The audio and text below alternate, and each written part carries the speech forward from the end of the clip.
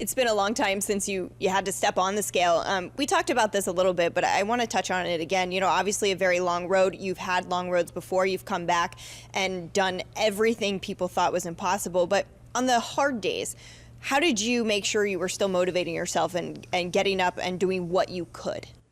You know, I enjoy fighting, so it's like it wasn't on the hard days when you don't feel like doing it are the days when, you know, you make the growth. So it's just part of this thing. It's when things get hard, you keep moving, and that's the point of fighting. You know, that's basically what every minute of a fight is. It's never easy in the fight. So when things get hard, you get to sacrifice and just keep grinding through it, basically.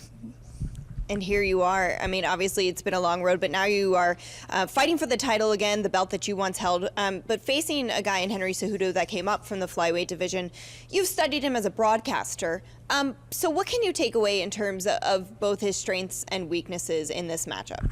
I think that it comes down to, obviously he can wrestle well, and he's been utilizing it more and more in his fights. He's got good inside trips on both sides. He likes to clinch, so he'll pretty well, he'll break on the clinch and punch. He's good at going to the tie clinch and then using that to get overhooks to set up his inside trips and stuff like that. It just makes him tricky in the clinch. So, you know, that's what you got to look for. Beyond that, he's got to cover a great distance. So he's very explosive, and he's got a good gas tank. So with all these things, he reminds me of a lot of my opponents. I've faced Joseph Benavidez twice. I've faced Demetrius Johnson. I've faced Uriah Faber twice. These guys all have great gas tanks, great wrestling, great submissions. So I feel that I've definitely faced the likes of somebody similar to Henry Cejudo on several occasions in the WEC days.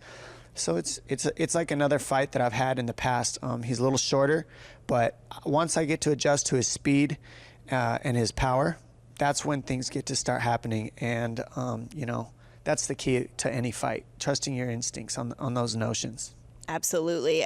What did you take away from your time facing off with one another? It seemed like at first it was playful, and then it did kind of get a little bit heated towards the end. Well, I mean, I'm very focused, so. You know, I was there to be focused, and he's focused too. I just think that in front of the camera, he gets a little goofy because when you talk to him, he's not that way at all. He's actually kind of shy, quiet, looks away, won't look you in the eyes. And then when the cameras come out, I think he just enjoys, you know, the platform. So you can't hate on him for it, but I couldn't help but giggle a little either because it's somewhat a little awkward. But, you know, it's okay. That's his thing. But I'm here to fight, and I'm focused, and I'm ready to win. What do you believe will be the difference maker in order for you to get your hand raised? Distance. Distance is a huge difference maker, and I move on all planes. I'm not a parallel perpendicular fighter. I don't move side to side, forward and back. I do those things, and I fill gaps in between that as well.